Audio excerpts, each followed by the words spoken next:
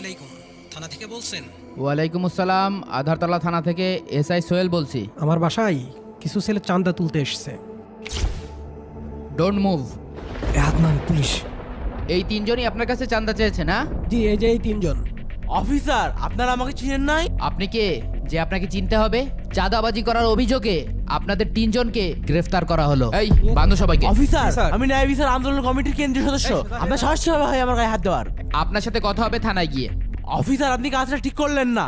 আদনান যা করেছে সেটা তার ব্যক্তিগত অপরাধ, আর ব্যক্তির অপকর্মের দায়ভার সংগঠন কখনোই নেবে না। তাই আমরা আজ থেকে স্থায়ীভাবে এই সংগঠন থেকে ওকে বহিষ্কার ঘোষণা করলাম। কি গো চাচা, ওই দেখো তোমার ছেলের অবস্থা কি, ধরা পড়ে গিয়েছে। চাঁদাবাজি করতে যে ধরা পড়েছে, দেখো অবস্থা দেখো। স্যার, আমার ছেলের নাম